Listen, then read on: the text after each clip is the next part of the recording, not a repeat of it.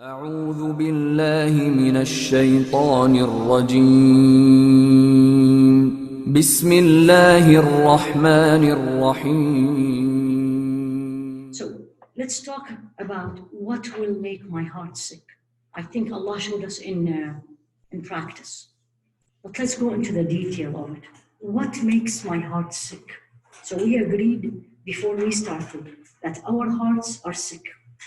We agreed on that and nobody will disagree. What is the problem? I was born like a baby, or I was born as a baby with a pure crystal clear trophy with no spots. Why did I change? Well, it's the surroundings. But why some people does not change? Why do you see people, as we say, you see them, that they are focused on Allah and they living for Allah. So these people are not different than you and me. Where is the issue? And there is 4 or 5 poisons, they call it. Poisons of the heart. Poisons of the heart. So what is the poison of the body? What's the poison of the body? What poison my body? Drugs, alcohol, medication, you use it in the wrong way, right? Externally, I'm talking about. Too much, for example, if somebody has diabetes and then they eat too much sugar. Someone is overweight and they tell them don't eat this. Somebody has, for example, gout and they tell them don't eat too much meat. They eat. These are all poisons. What is the poison of the heart? Poisons of the heart, number 1, and that's why it's very difficult. It's not something you see. It's not something you ingest, a tablet or a food. But it is something we do in our daily life that I need to do it to survive. Remember this, I need to do it to survive and to live, and Allah gave it to me to keep me going and living. But what happens? I abuse it. I abuse it, as we abuse a lot of things. Like you look at somebody, especially youth, they don't sleep, they study up all night, and then they don't eat junk food, and you say, you're abusing your body. 10, 20 years from now, your body will not be forgiving.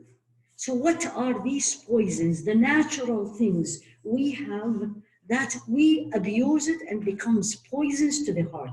And I'm gonna start with the first one, which I think it's the most important one, especially Allah showed us very recently.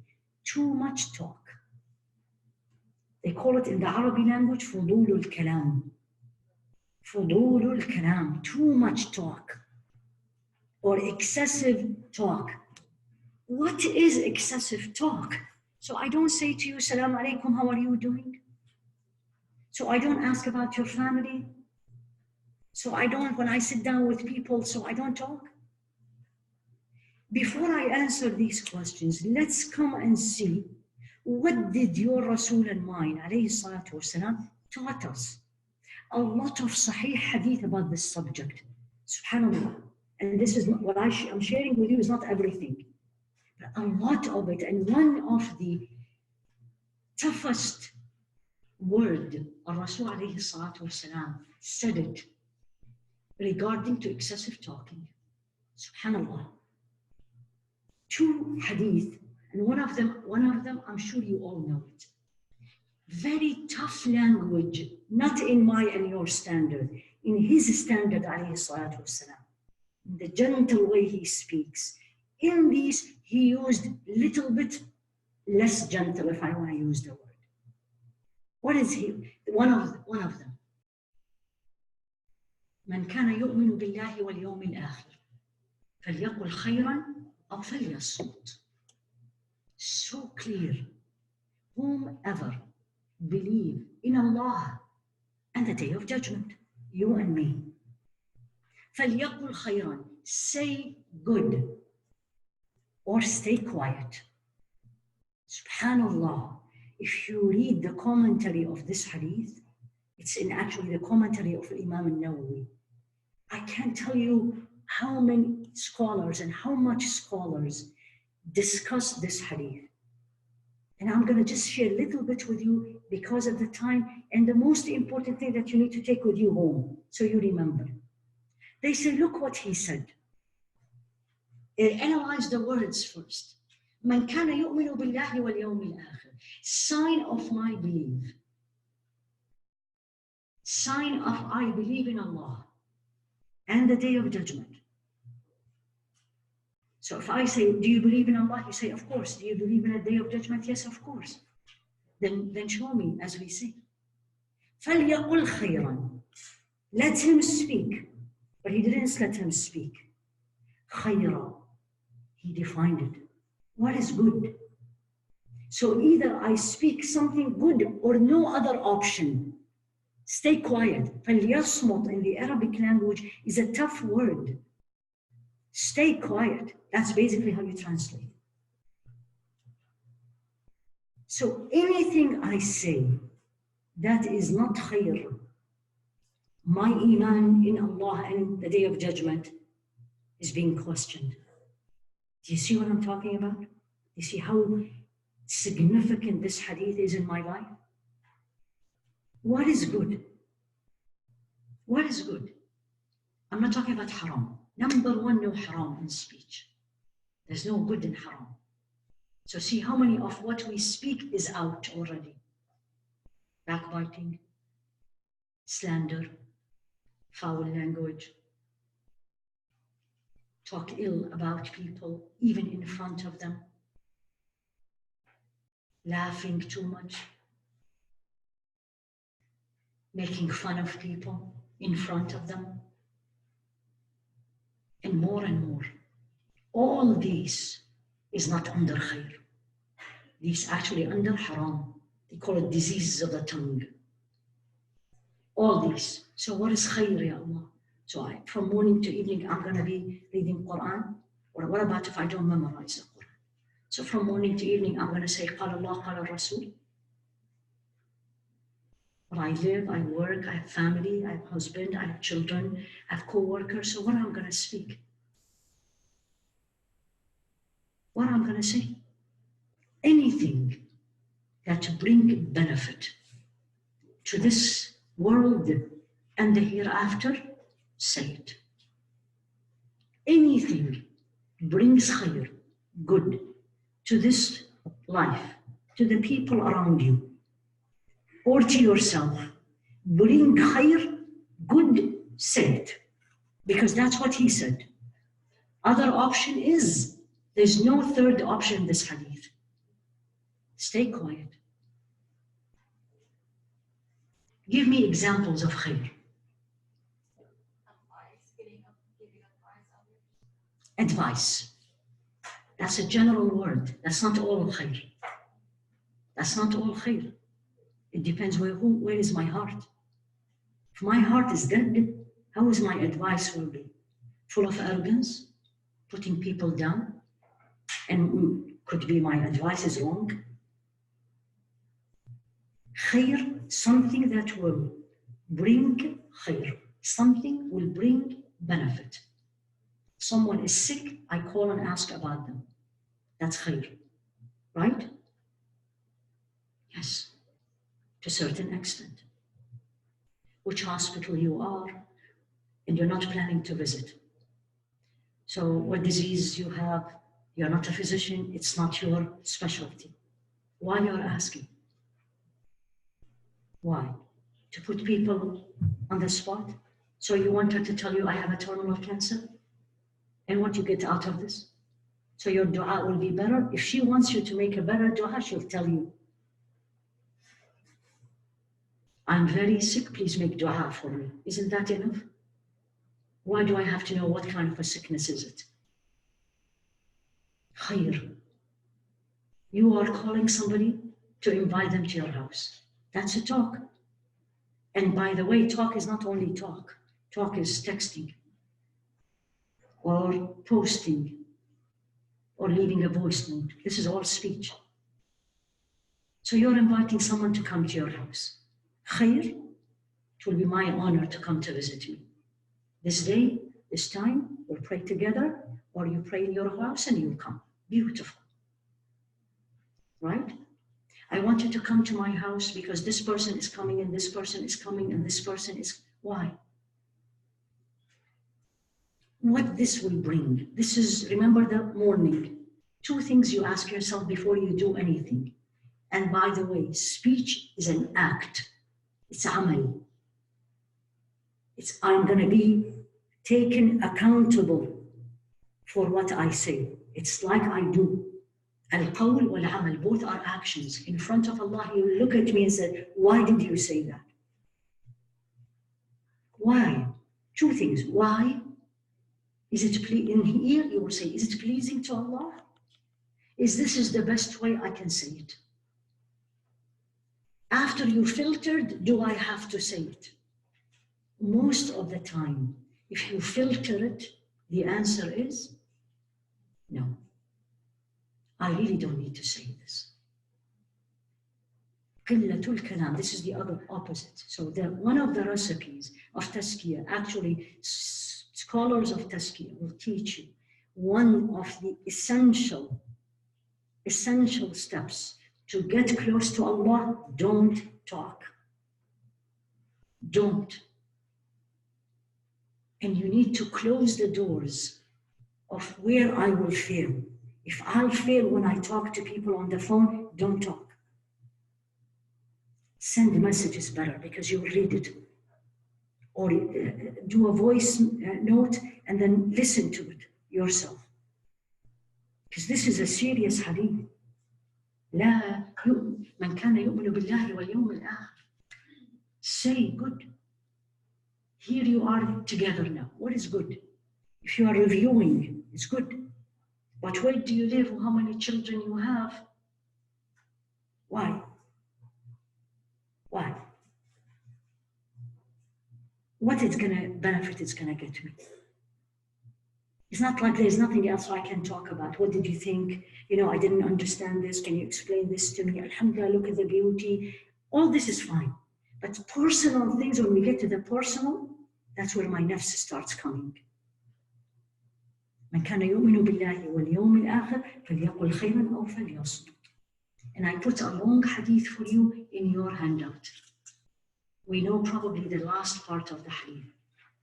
But the whole hadith, when Sayyidina Mu'adh asked Rasul ﷺ about this deen, and I want one of you to read it for me. It's the long hadith in the excessive talk. Yes, can you read it for us later? In English, that's okay. Mu'adh bin Jabal? Yes. I accompanied the Prophet sallallahu alaihi wasallam on a journey. One day I was near him while we were moving, so I said, O Messenger of Allah, inform me about an action by which I will be admitted into paradise and which will keep me far from the fire. He said, you have asked me about something great, but it is easy for whomever Allah makes it easy. Worship Allah and do not associate any partners with Him. Establish the salah, give the zakat, fast Ramadan, and perform Hajj to the house. Then he said, shall I not guide you to the doors of good? Fasting is a shield, and charity extinguishes sins like water extinguishes fire, and a man's praying in the depths of the night. He said, then he recited, their sides forsake their beds to call upon their Lord, until he reached what they used to do. 32:16, verses 16, 17. Then he said, shall I not inform you about the head of the entire matter, and its pillar, and its hump? I said, of course, O Messenger of Allah. He said, the head of the matter is Islam, its pillar is Salah, and its hump is Jihad. Then he said, shall I not inform you about what governs all of that? I said, of course, O Messenger of Allah.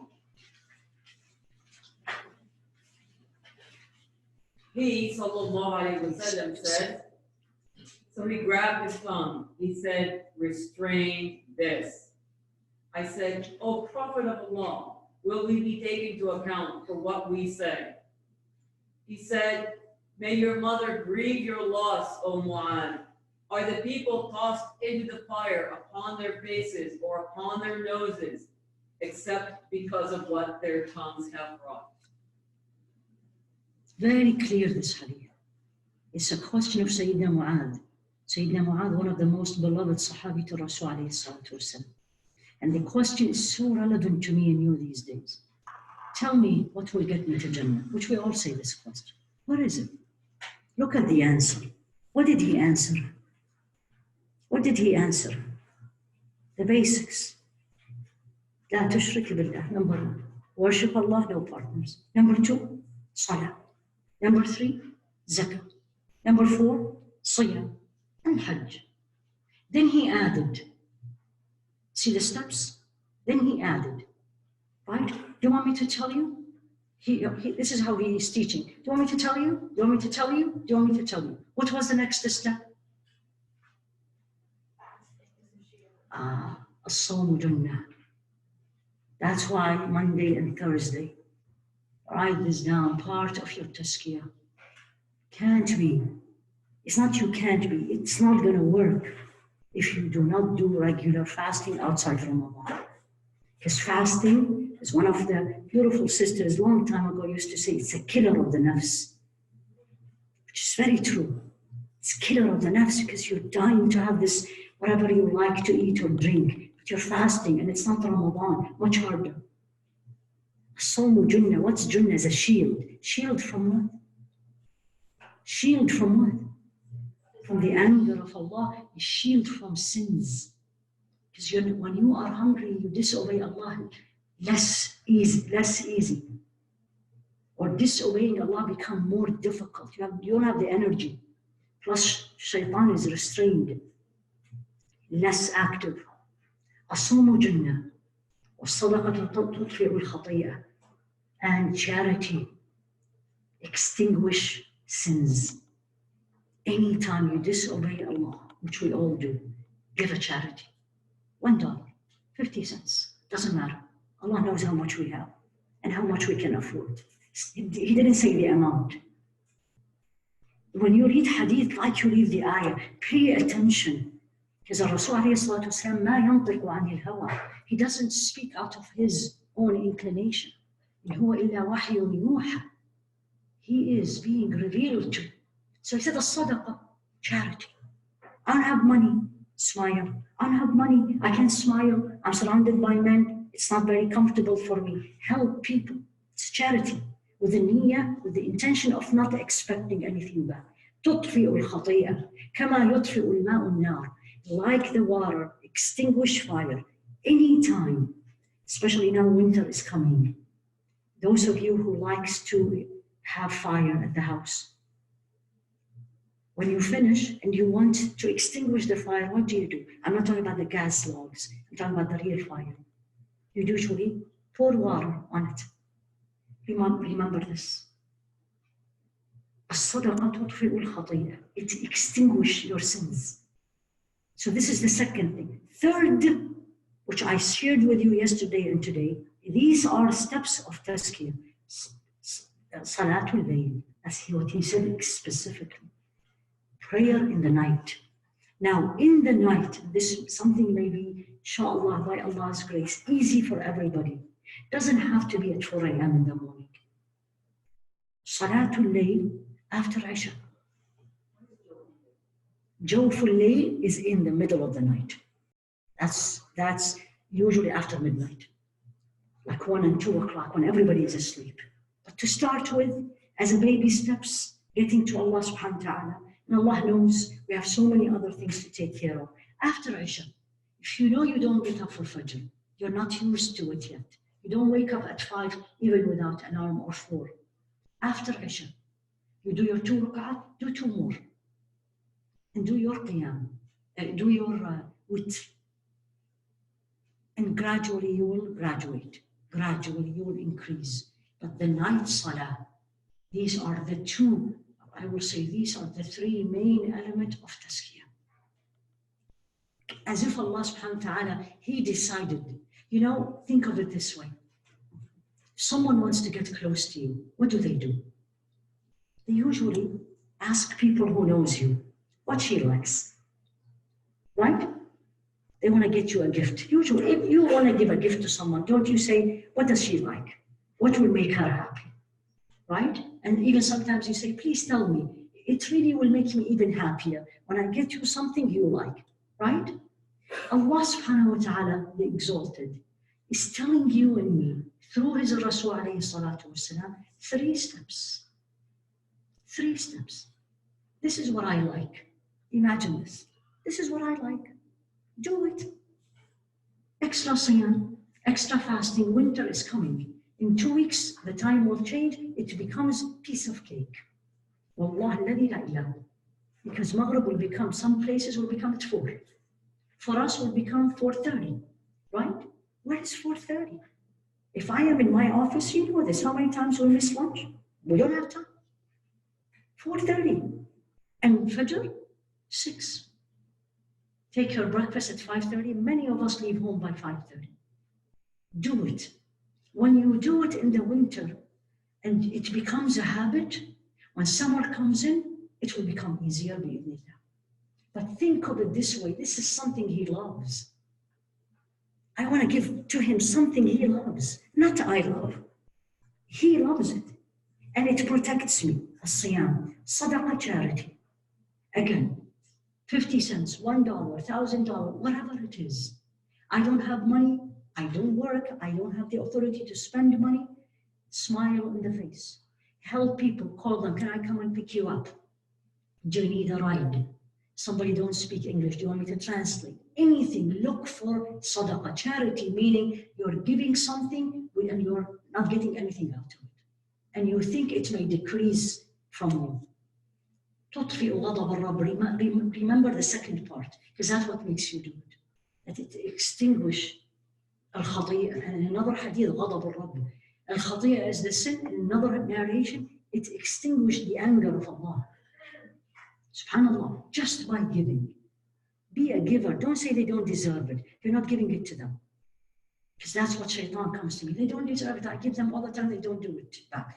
You're not doing it to them. Remember what we said yesterday? Remove people. Remove people.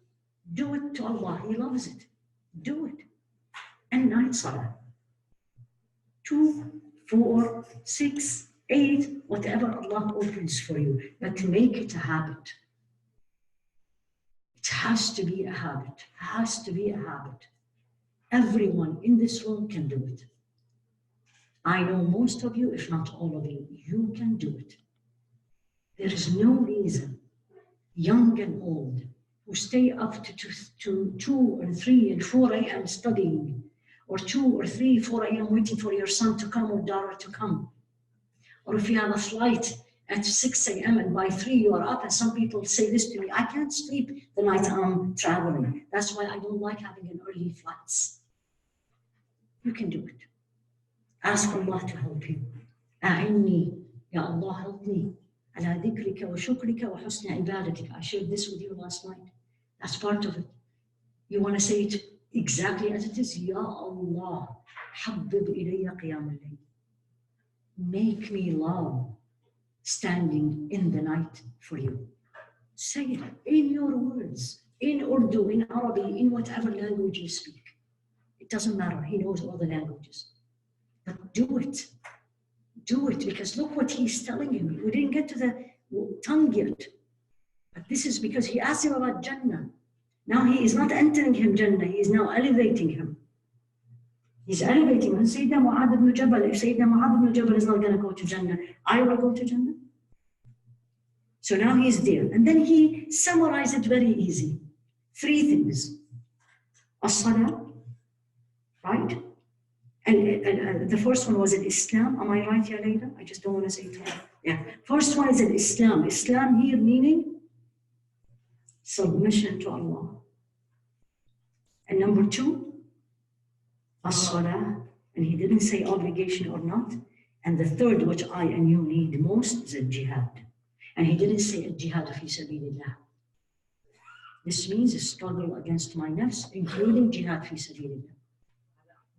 This is the best jihad. من جاهد نفسه في ذات الله. The best, this is another hadith of Rasul alayhi salatu wasalam.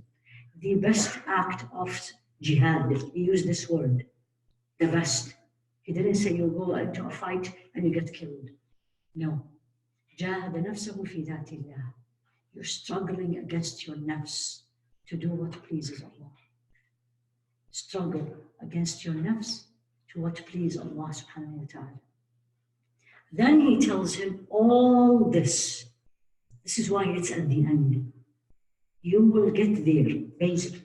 Malakul Amr, the control of all this. And he said, he held his tongue. أمسك عليك هذا. Hold it, control it. If you want to say zip it, shut it, any of the words, don't.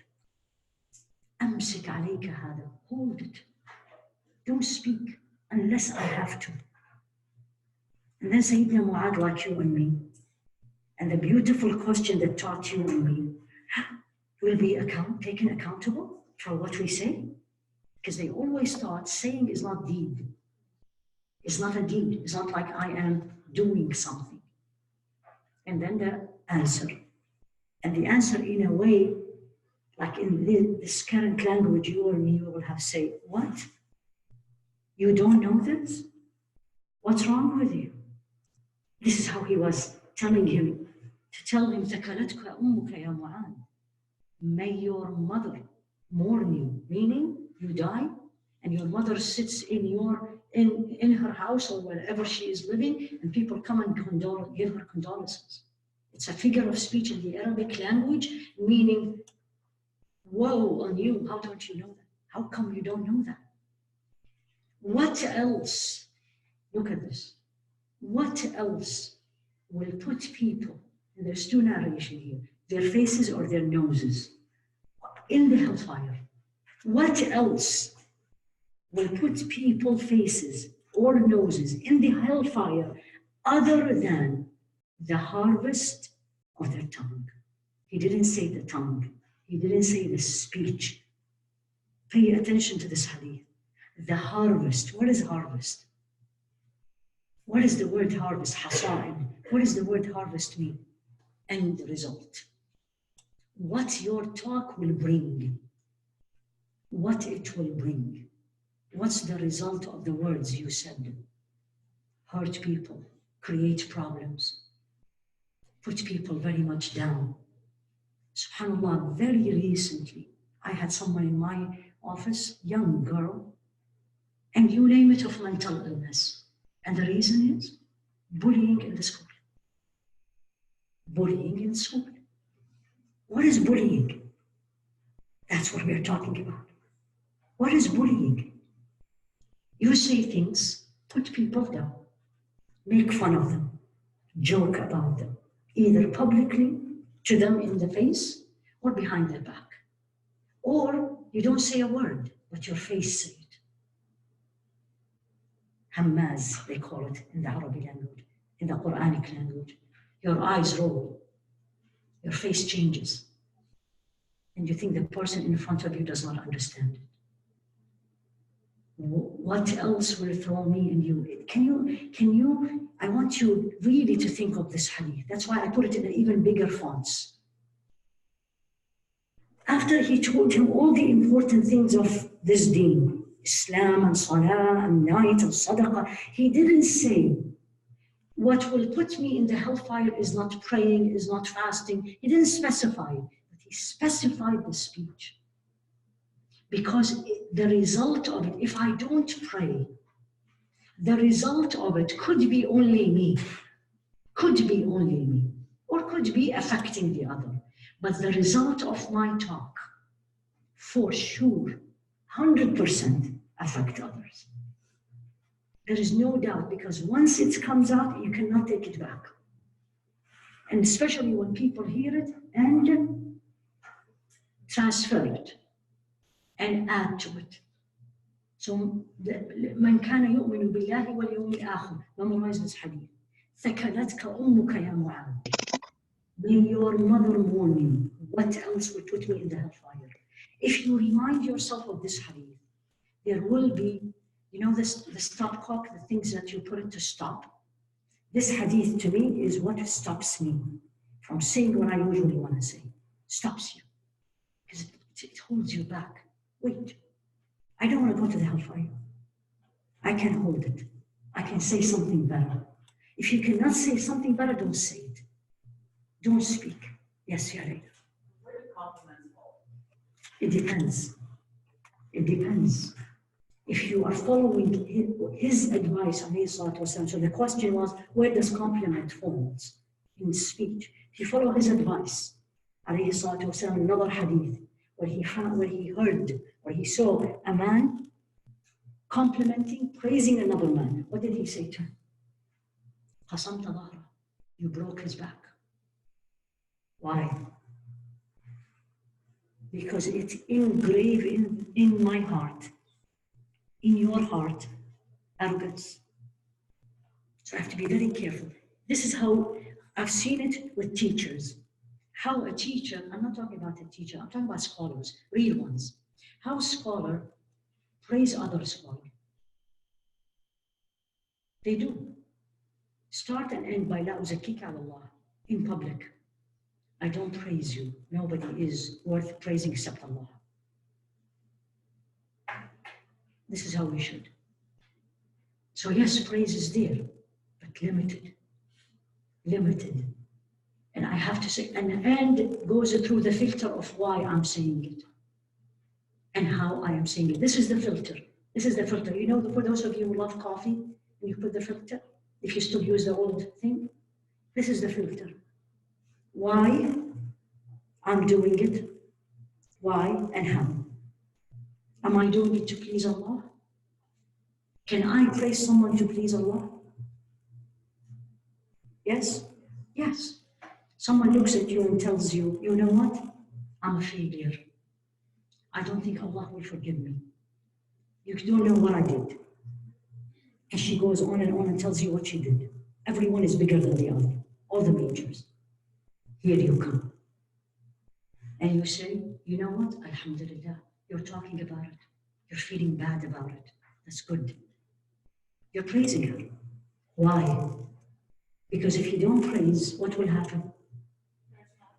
Allah knows what will happen. Leave it completely. Done. I've done everything, let me keep doing it. So why you are doing it? Are you expecting anything in return? And how? Don't overdo it. Jazakillahu khairan. May Allah reward you. It was beautiful. May Allah make it for His sake. All these are praises. But I don't want to say, you know what? I have never seen someone does as good as you are. It's too much. Too much. Why I'm saying this? Why not saying, may Allah reward you? SubhanAllah, I saw it with ihsan. Use the words Allah used. وَمَنْ أَحْسَنُ. Second hadith. لا يستقيم إيمان عبد حتى يستقيم قلبه. I think I have it in your handout. ولا يستقيم قلبه حتى يستقيم لسانه. This is related to the heart. That's why I chose this. Although this hadith is not very strong. It's a da'if hadith, weak. The meaning of it. The iman, the faith of the servant, of the abd of Allah. The iman, the faith, will not be rectified or straight or best unless his heart or her heart is rectified, straight, pure. What we are talking about this morning. What does this has to do with talk? Look at this. وَلَا يَسْتَقِيمُ قَلْبُهُ. And the heart, her heart or his heart, will not be straight unless their tongue is straight. Unless the tongue is straight. Remember what you shared with us? The linear between the soft drive and the hard drive? Look at it this way. Iman, the heart and the tongue. Iman, the heart and the tongue. If this is not correct, this is not correct, this is not correct. And the opposite is true. If my faith is not correct or weak, my heart is diseased, my tongue absolutely is diseased. My faith is strong, my heart is clear, clean, struggling to keep it clean, my tongue is clean. استقيم استقامة اهدنا الصراط المستقيم, straight, beneficial. Let it be a promise and a dua to Allah. Ask Allah that, Ya Allah, make me every time I speak will bring khair, will bring benefit to the Muslims and non-Muslims. Most of us live with non-Muslims or we are interacting with non-Muslims. Most of us. That's the same thing. That's the same thing. Take the opportunity, especially if you have people who are your co-workers, you have a relationship with them. Take the opportunity as much as you can to bring khair in your speech. Don't go with the flow. If whatever they say, you go with them. On the contrary, let them go with your flow. Let them go with your flow. Why not? Subhanallah. Why not? Me. Allah is teaching me. And He wants this from me. And I follow human being just because everybody do it. Did you get my point? Why? On the contrary, make dua every morning if you are a working person. Every morning, whenever you work, even if you work with Muslims, it doesn't matter. When you enter, Ya Allah ja'alu khayr. Everything I say, khayr. With a student, with a teacher, with a co-worker, with a person I am in shopping, when you go for shopping, speak khayr. Make people happy, not because you're praising them, the way you speak. Khayr. Like the title of my tongue should be, name your tongue khayr. Give a name to your tongue and say it khayr. I had a very, subhanAllah, I learned from it a lot, and that's why I'm sharing it with you. I had a group of young boys, may Allah protect them, who I teach them how to comprehend the Quran. And I was asking them this question, name your room for me. Give a name to your room. Common answer was, my room. Except one person. You know what he called his room? The room of the Quran. Wow. Literally, I was speechless. I was like, I'm going to name it, but I better not name it. Why did he say this? He didn't make it up. And this child is in a hifz.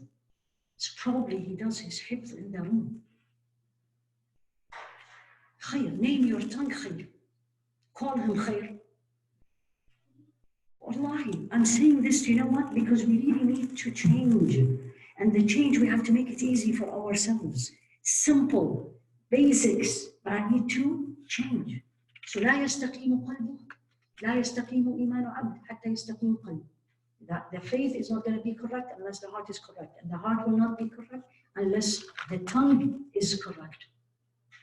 And I'm sharing with you some of the righteous people, what they said about their tongue. What they said about their tongue. Sayyidina Umar entered visiting Sayyidina Abu Bakr. Don't you be in that company? Can you imagine? Ya Allah. Literally. What did they say? How did they speak? What did they eat? How they ate? SubhanAllah. So he entered. And Sayyidina Umar saw Sayyidina Abu Bakr holding his tongue. Holding his tongue. So obviously he visited him without giving him a notice. And Sayyidina Umar says, man, it's an Arabic figure of speech. Like, what? What is this? Why are you holding your tongue? Sayyidina Abu Bakr, as-siddiq. As-siddiq, the truthful. What comes out of his mouth? And look what he said. هذا الذي أوردني الموارد. This is the thing that failed me. This is the thing that will take me down. If you want to translate it in our current language. أوردني الموارد. Sayyidina Abu Bakr. You and me, our tongue.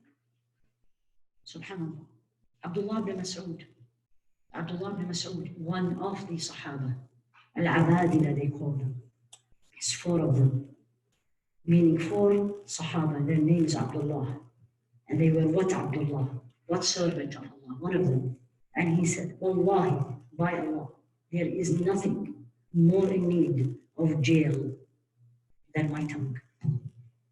والله الذي لا إله إلا هو ليس شيء أحوج إلى طول سجن من لساني. There is nothing by Allah. Something needs to be jailed more than my tongue. And then he talks to his tongue. And he says, يا لسان قل خيرا تغنم واسكت عن شر تسلم من قبل أن تندم. He rhymed. Talking to his son, to his tongue. And he says, tongue, imagine this, tongue. Say good, you will be successful. Stay away from evil. Uskut, don't speak evil. You will be safe. Before, you will regret it. When we will regret it, there. ذكرتك أمك يا معاذ. So watch what you talk. Watch what you speak. It's very hard these days. On us, Allah knows about the youth because it is a culture of talk. It's a culture of talk. And talk again by the tongue, talk by the social media. When you post, you're talking. When you post, you just said a statement. And to me, it's more dangerous than speaking to a group of people. Why is that? Because when I speak to, let's say, 50 women, versus I post and I have 1,000 followers, I better be careful what I'm putting there. I better be careful what I am putting there. And that's why I have to be very careful about it, about the tongue. One of the hadith that some scholars regarded as one of the most hadith in this deen. And this hadith is actually a hadith al-Hasan fi Tirmidhi. Some say it's sahih. من حسن إسلام المرء تركه ما لا يعني, which most of you probably know. One of the signs that your Islam is good, husn is excellent actually. Stay away from things that is not related to you. من حسن إسلام المرء, one of the signs of your excellent Islam, perfect Islam, husn, he used the word husn, beauty, perfection, excellence. You stay away from things that is not related to you. Why I'm saying this? Because number one disease of the tongue, what do you think it is? Talking about things not related to me. Number one disease. There is a whole chapter in the books of Tazkiyah. It's called Diseases of the Tongue. There's about 12 diseases. I'll share it with you one by one. But this is usually number one. I'll give it to you because I think at least write it down. And if Allah subhanahu wa ta'ala will make us meet again, then maybe we'll go to this in detail. Number one, al-kalamu fi ma la ya'ni.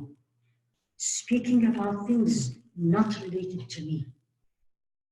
Not related to me. Comment about somebody. Why? Why? She's tall, she's short, she gained weight, she lost weight. Why? It's not my business. It's not going to get me to Jannah. Al-kalamu fi ma la ya'ni. If you just put, I always say this, may Allah subhanahu wa ta'ala make me number one before you practice this. If I record myself the whole day, leave the phone recording, and then you listen to what you have said, what percentage is not related to me, what I said? What percentage?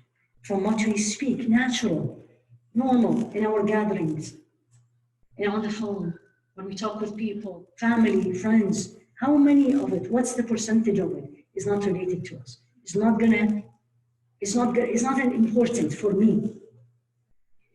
70 to 80%. إِلَّا مَا رَحِمَ رَبِّي. Unless you are in a class of Quran, or you don't speak. Most of it. Think of this. Think when you go in a gathering, and then you sit next to someone. What is the speech is going to be about? And see out. Number one, I'll give you the 12 quickly, one by one. Number two, and this is especially for the youth. foul language. الفحش في الكلام, they call it. And why did I say the youth? Not because the youth is not good, أعوذ بالله, but it's the culture they are living in. It's becoming normal. It's becoming normal. SubhanAllah.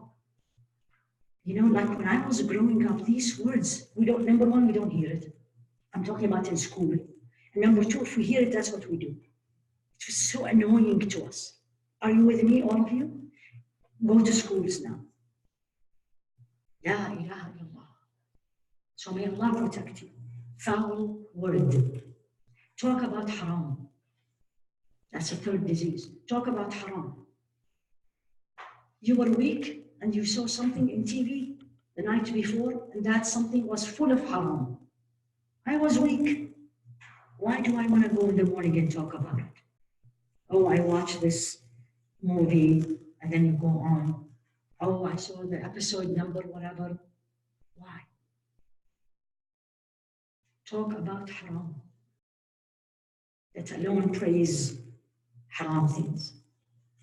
Again, this may look like old-fashioned. This may look like from the previous century. This is not fashion. This is my deen and yours. This is what Allah subhanahu wa ta'ala taught you and me. I'm a Muslim regardless of the age, regardless of the century, right? This is what I always tell people. Identify yourself as a Muslim. Doesn't matter where you come from. Doesn't matter where you were born. Doesn't matter. America, Pakistan, Syria, doesn't matter. We all are Muslims. Number one, we are Muslims. I identify myself as Muslim, and I need to be up to what I identified myself. 4, or I think 5. So number one, speak in matters not related to you. That's number one. Number 2, talk about haram. Number 3, foul language. Number 4, you're right, too much joking. Too much joking. And pay attention, I said too much joking. I didn't say joking. Because Rasul alayhi salatu wasalam did joke. He did, alayhi salatu wasalam, he did. There's 2 things in it. 2 things always. Number 1, it was not excessive. And number 2, it was truth. It was true. And actually, a third one, they said he actually joked with children and older ladies. Honestly, and there's, I mean, if we had more time, I would have given you the stories. I mean, one of them you probably, you know, if you don't know, you will love this, is when an older lady came to him. And he said, you're not gonna get to Jannah. She was actually a slave of Sahabiya. She went back to the Sahabiya crying, and she said, imagine, Rasulullah said, I'm not gonna go to Jannah, crying. And I think it was Salama, his wife, ran to him and says, Ya Rasulullah, this is crying. The slave is crying. Why she's not going to go to Jannah? He said, call her. So she called her back. And he said, yeah, because you will not enter Jannah in this age. You will enter Jannah when you are 33. You're young. And then he recited the ayah. Surah Al-Waqi'ah. See, you all are smiling, right? That's a joke. It's true. And what a joke. I wish he said this to me. Right? Gave her a glad tiding. You're entering Jannah, and not as an old lady. But she didn't get it. So he did. But kathratul mizah, too much joking. Too much joking. Why too much joking is a disease of the tongue? Because it will lead you, the sequence of it. Lying. It will lead to lying, because now people are laughing, and I feel good, so now I'm going to be more doing things. More doing the same thing, so I need to start thinking of where is the joke coming from. So I start lying, exaggerating, putting people down, backbiting. So look, when people stand on the stages, right, and make fun of someone, that's not an Islamic concept. Even if that person is not a Muslim, that's not an Islamic concept, period. Period. Too much joking. Next, mocking people, making fun of people. It's a disease of the tongue. Mocking people. Making fun. 7, not keeping secrets. I'm sorry, 6, not keeping secret. So when someone come and tell you, don't say this, how many of us don't say it? I always tell people, if someone tells you don't say this, if I tell somebody don't say this, that means go and say it. SubhanAllah. Ifsha sir. Someone comes and tells you, you know what, I'm confiding this to you. You know, I need you to help me, give me an advice. I did this, do you think this was something good? Or what do you think I should do? You go and talk about it. Disease of the tongue. Number 7, the big one, backbiting.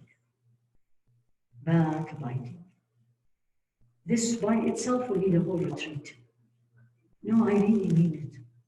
I really mean it. It's, you know why it's painful?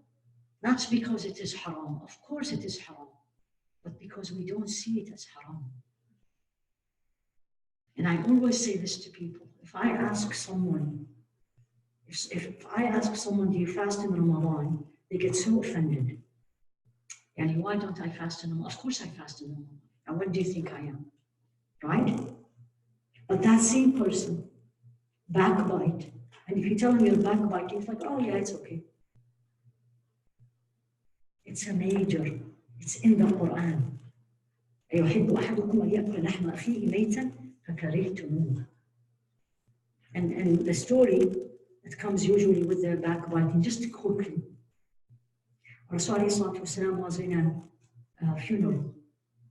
So after they buried the deceased, the man, the deceased, he was walking back and 2 Sahaba said something negative about him. It's true. It's true. But it was backbiting. He stopped. And he looked, and there was a dead mule. He looked at them and says, go and eat from it. And they said, Ya Rasulullah, it's a dead mule. And he said, you just did it. SubhanAllah, see how he taught them. You just did it. Because Allah said it in the Quran. أَيُحِبُّ أَحَدُكُمْ أَن يَأْكُلَ لَحْمَ أَخِيهِ مَيْتًا. Do you want to eat the flesh of your brother? A dead brother, dead, because dead is really absolutely unacceptable to the nafs, rejected. I mean, living is one thing, but the dead person, backbiting. Backbiting. Number 8 comes usually with it, al-namima. What's al-namima? Gossip. And you transfer it. Did you hear? Did you know? Did they tell you? Did you see what she wrote on her, what she posted on her Instagram? Namima. Namima. Hammazin masha'in binamim. Allah said this. No. Hammazin. Hammazin meaning his face, makes signs in his face to mock people. Masha'in binamim. He walks with namima. Why Allah said this, subhanah? Because namima is you transfer it. Ghaiba, backbiting, I say this to you, something negative about someone, that's backbiting. Right? But you go, you heard it from me, and you go and say it to someone, and you say it to someone, and you say it to someone, the same person. Or I go and I say it to you, and I say it to you, and I say it to you. Masha'in binamim. I walk and I speak about people. Namima. Number 9. They call him kalamu al-lisanayn, the person who has 2 faces, 2 tongues. In front of you, they praise you. And behind you, Allah only knows. Allah alladhi la ilaha illa. And to put this as a reminder to everybody, whenever you do this, meaning you praise someone in their face, and then you backbite them behind their face, one day Allah will expose you. I can't tell you how many times I've seen this. And that person who you praised in their faces, and you talk negative, backbite them behind their face, this is, I'm not talking about once.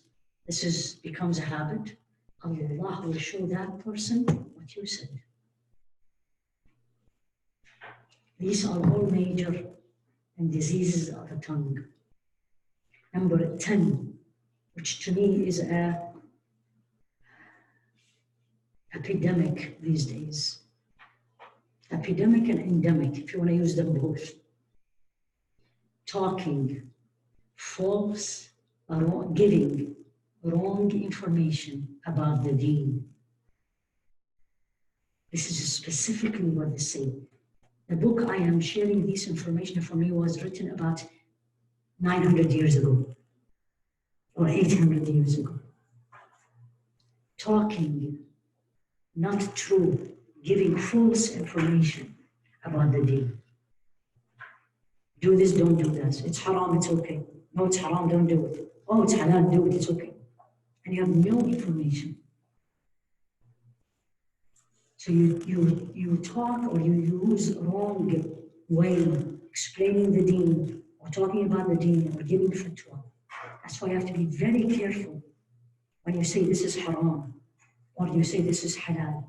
Safest way is stay away from it. Allahu A'lam. I don't have the information. I don't have the knowledge. And that's why you see a lot of the scholars when they speak at the end say, Wallahu A'lam. And Allah knows best. Last one, sometimes you see it when people specifically, intentionally use difficult words to show that they are sophisticated. They call it in the Arabic التقعر في الكلام.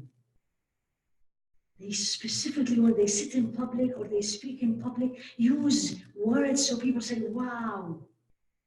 So basically, it's show off. It's show off. That's a disease because that comes from arrogance.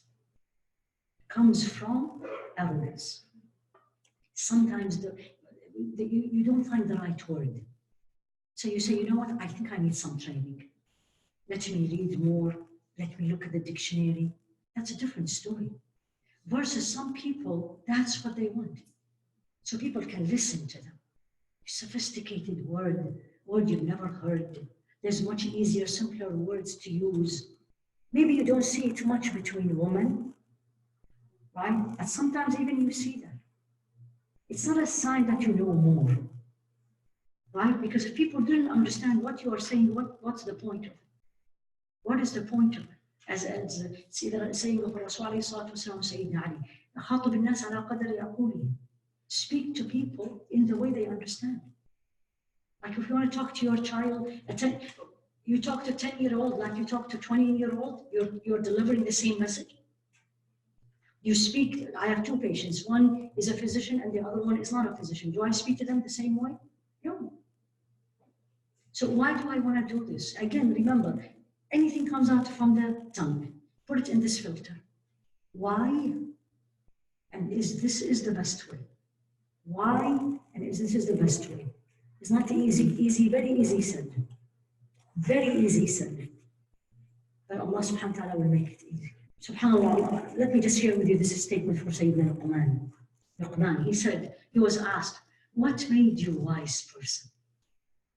ما بلغ من حكمتك ما بلغك حكمتك. What made you wise person? That Allah subhanahu wa ta'ala put it in the Quran and he called you Al-Hakim, the wise. He said two things. See, even the answer is short to the point. He said, لا أسأل عما كفيته ولا أتكلم بما لا يعنيني. I don't ask about something I have enough of. And I do not talk about something not related to me. I don't ask about things I have enough. I have a house. Why do I ask my friend, where are you? How big is your house? I have enough, alhamdulillah. And I do not talk about something not related to me. And this story, you read it in many of the books of Tazkiyah. They say he lived at the same time of Sayyidina Dawood. So he was with him in the same. Sayyidina Dawood, what did he do? What was his job?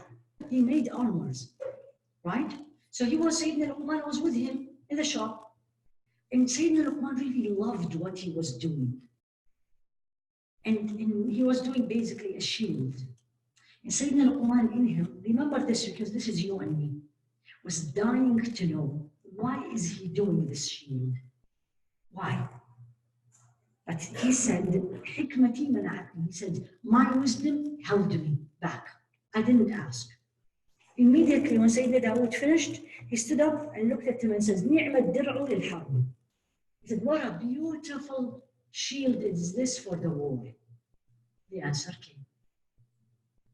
And then he said, Sayyidina Luqman, that's what we need all to learn. He said, As-samtu hukmun wa qalilun fa'ilun. He said, staying quiet and silent is wisdom. Very few people do it. Staying quiet, silent is wisdom. Very few people do it or practice it. Next poison of the heart, you probably would be very surprised because it is vanishing task, vanishing criteria, and it is unrestrained glance or seeing, unrestrained. It's a disease of the heart. It will lead to disease, or it will make the heart sick. It will make the heart sick. Unrestrained glance, unrestrained looking. What does that mean? What does that mean? What did Allah subhanahu wa ta'ala taught me and you in a clear ayah in the Quran? Muhkama they call it. Ayah, very clear. No, it does not have two meanings. Very clear. And he specified man and woman. Lower your gaze. قُلْ لِلْمُؤْمِنِينَ يَغُضُّوا مِنْ أَبْصَارِهِمْ. Say to the believing men, he started with the men, lower your gaze. He didn't say don't look or be blind. مِنْ أَبْصَارِهِمْ. Scholars always say, why Allah subhanahu wa ta'ala said, مِنْ أَبْصَارِهِمْ. مَنْ لِلتَّبْعِيض. He said from, meaning you need to look, but not always, and not repeatedly. It's from, some. And then the next ayah, وَقُلْ لِلْمُؤْمِنَاتِ يَغْضُضْنَ مِنْ أَبْصَارِهِمْ. Same. You want equality, right? Right, feminism? Here you are. Applied. Lower your gaze. There is three things in lowering the gaze. Lowering the gaze is what we all know when I am talking to the opposite gender. That's one. But there's another lower the gaze.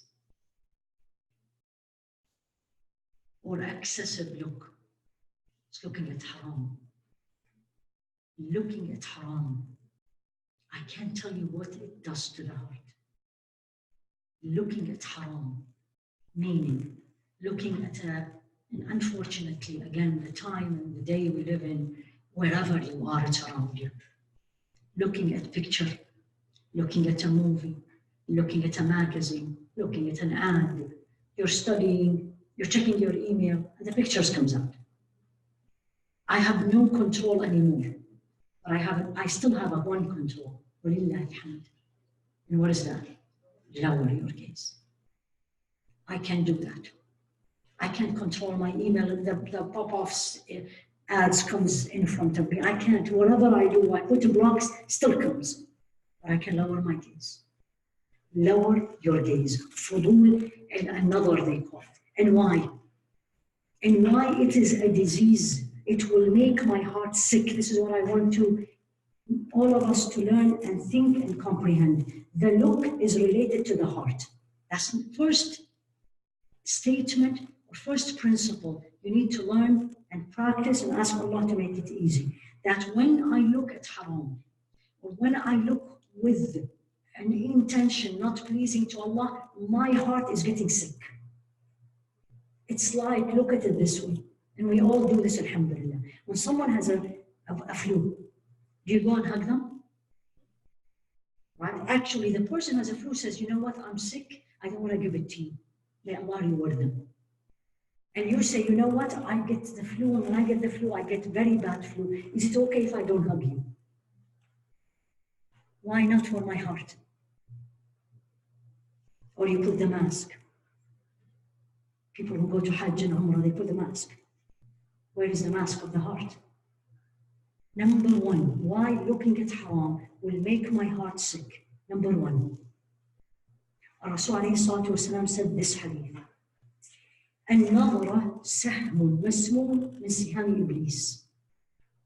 The gaze, the look, is a poisoned arrow of shaitan, of Iblis. Look, and here the look is looking at haram, is a poison, and a poison with arrow, arrow with poison, I'm sorry. A poisoned arrow from Iblis, sending it my way. Imagine, what does it do if it goes to the heart? So what do I do, Ya Rasulullah? He gives me, he teaches me what to do. He said, فَمَنْ غَضَّ بَصَرُهُ, whomever lowered their gaze. What will happen? Lower their gaze for Allah. This, I'm saying the hadith. غَضَّ بَصَرُهُ لِلَّهِ. Lower their gaze for Allah. Your niyyah, your ikhlas, remember. Connect what we are learning in everything. غَضَّ بَصَرَهُ لِلَّهِ. Lower the gaze for Allah. This is what's going to happen. أَوْرَثَهُ حَلَاوَةً يَجِدُهَا فِي قَلْبِهِ إِلَى يَوْمِ الْقِيَامَةِ. He or she will find sweetness in their hearts till the day of judgment. Just by lowering your gaze. Subhanallah. Just by lowering the gaze. This is not my words. Your beloved and my beloved Rasul alayhi salatu wasalam. So number one, sahmun min siham Iblis, poisoned arrow of Iblis. When I look at haram. Number two, as I am looking, the door of the heart opens to shaitan. يدخل معها الشيطان, they say. Shaitan enter with it. Shaitan enter with it to the heart. Three, which is very true. يشغل القلب. When you keep looking at something, it will keep your heart busy with it. Now I'll give you an example, and you're hearing about this a lot. Pornography, right? Everyone is talking about it because it is becoming a huge issue between Muslims. May Allah protect all of us, and especially the youth. This is one of the problems of the internet, right? Why it is addictive. Have you ever read about the psychology of it? Because the pictures engrave in the heart. And these pictures keep in the mind of that person. And he or she keeps wanting more. It's addiction, it's an addiction. That's addiction by the look. Because it will distract the heart. Anything I look at haram goes so quickly to my heart. Another example, maybe less dramatic. You went to a wedding the night before, okay? And some people, I'm not saying they are wearing haram, but wearing beautiful. And you looked at one lady, she's really dressed beautiful. Beautiful. Isn't this going to be in your heart? And you will remember it tomorrow? I'm not saying it's haram. Let's say she's amazing. On the contrary, she was wearing beautiful hijabi way that you say, Allah, what is the problem? Everything is pleasing to Allah fully. It sticks in my heart. If I keep looking, not the first time, but if I keep looking. And then when my heart, remember my heart is a container. There is limit to what I can put in the heart. Every time I put something in the heart, Allah is being moved away. There's no space. So number three, تشغل القلب. وقال, I'm going to read this because it's very nice. وقال أطباء القلوب, the doctors of the heart, not cardiologists. The doctors of the spiritual heart said, بين العين والقلب منفذ وطريق. They said between the eye and the heart, there's a connection and there's a way. Look at this. فإذا خربت العين وفسدت خرب القلب وفسد. If the eye become corrupted, how the eye gets corrupted? By looking at haram, anything. When the eye gets corrupted, the heart gets corrupted. Now the next one, what I want to share with you even more. وصار كالمزبلة. The heart becomes like a trash can, which is filled with impurities and filth. Look at this. When the heart becomes trash can filled with filth, it will not be appropriate to be where Allah will reside. فلا يصلح لسكن معرفة القلب ومحبته. If the heart is full of haram, it's not going to be appropriate for Allah to be there. Look at this, you and me. Someone invites you to their home. You went once. Then you find a lot of things that you are not comfortable. Doesn't matter what it is, you're not comfortable.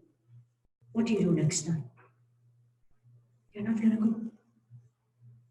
You're not going to say anything. It's just, I'm not comfortable in this house. Why? Because the house has things, and especially if your heart is pure, there's things that will affect you. And then I don't want to be anymore in this house. This is what this means. The heart, we agreed on this in the morning. The heart is the place Allah created to know Him, and He resides here. If I am going to put filth, haram, it's not appropriate for Allah to be there. That's the fourth reason. Look at the next one. Unrestrained glance. Looking at things without restrictions, because sometimes there is things in front of my eyes. Like I am in the checking line to check out my grocery, and I just looked and I see this magazine, and you know what's on the pictures of magazine. I didn't do it intentionally. That's not what I'm talking about. What I'm talking about is when I keep looking. Number 4, unrestrained looking or glance will engulf the heart with darkness. Will engulf the heart with darkness. And the opposite what I want you to learn. وَغَضُّ الْبَصَرِ. Lower your gaze. Lower your gaze for Allah will engulf your heart with light, with nur. And when my heart is engulfed with nur, you know what will happen? I'll see falsehood as falsehood. I'm not going to argue about it. When I see haram, I know this is haram. When I see this is not pleasing to Allah, I know it is not pleasing to Allah. I'm not saying He will not do it, but I'm not going to argue what's wrong with it. I will say, I know Allah is not pleased with it, may Allah make me stronger. As a result of غض البصر, والله الذي لا إله إلا هو. Practice it. It is not hard. It just needs training, especially with a Muslim, especially with Muslim men. I mean, maybe when you are with non-Muslim men, that's going to be a little bit challenging because they don't know, because they think you're depressed. Yeah, because there's no eye contact. Unfortunately, this is this day and age we're living in. And one of the signs of depression is that you don't look eye to eye with the person. But I'm talking about with Muslim men. Lower your gaze. Why do you have to look into him? Why? And this is, I said this many times, subhanAllah, somebody sent it to me. It was an interview and the presenter was a woman. And this was a pious man, you can tell. right? She was not wearing hijab, but she was wearing it properly. And he was a man, and they sent me only the last. I don't know what they were talking about. This is the question she said to him. She said, I have to say this, we are on the air, we are in public, but I'm going to say it. He said, say it. She said, for the last 45 minutes, you did not look at me. And I keep looking at you. Why is that? She didn't think of, look what he answered. I loved the answer. He said, listen, Allah taught me to lower my gaze. And he asked you to lower your gaze. I did what Allah ordered me to do. I cannot judge you. I don't know. I'm sure she is. She would not have asked this question. It was in Arabic. It's in Arabic TV. It's not in English. But look at his answer. Allah ordered me, I'm doing it. 45 minutes you are in public on TV. Lower your gaze. And I saw the part where he was answering her, absolutely lowered his gaze, not looking at her. Now, lowering the gaze doesn't mean you're blind, although wallahi, and I will never forget this, one of my friends, first time I see her father, and I remember in Isna in Chicago, this was like years ago, she was introducing me to her father. He was an old man. That man, I thought he was blind. Wallahi, I thought he was blind. And I know no way he can be blind because I know the position he has. I mean, very successful man. And this was the first time I paid attention to what lower the gaze mean. So lower the gaze, so you are in a discussion with a man. Muslim men, lower your gaze. They don't know it, they know it. Doesn't matter. Same thing when a Muslim man wants to shake your hand. Don't be shy. The Muslim man knows it. If you get offended, I'm sorry. It's the problem with the non-Muslims because you have to explain. I'll have to explain it to the man, to the Muslim man. Should know it right away.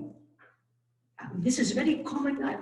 Tell me if this is not also in the Pakistani culture, but in the Arabic culture, everyone knows when the woman does that or the man does that. That means they do not shake hands. It's like a way. Like it, they don't like it, it's not the issue. But this is how you say, you don't have to say a word. You just say this. I don't know in the other cultures what they do. But lower the gaze.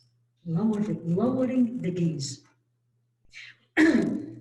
And I'm going to end up with this because I want us to have at least 2 minutes of dhikr before Maghrib. A righteous man once said, قال أحد الصالحين من عمر ظاهره باتباع السنة. Whoever enriches his outward behavior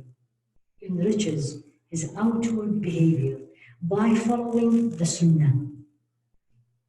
Outward behavior, not only the dress, he said behavior. And enriched his inward with watchfulness of Allah. وَعَمَّرَ قَلْبَهُ بِالْمُرَاقَبَةِ. You are watchful, your heart watching, not people what they are doing, what they are saying.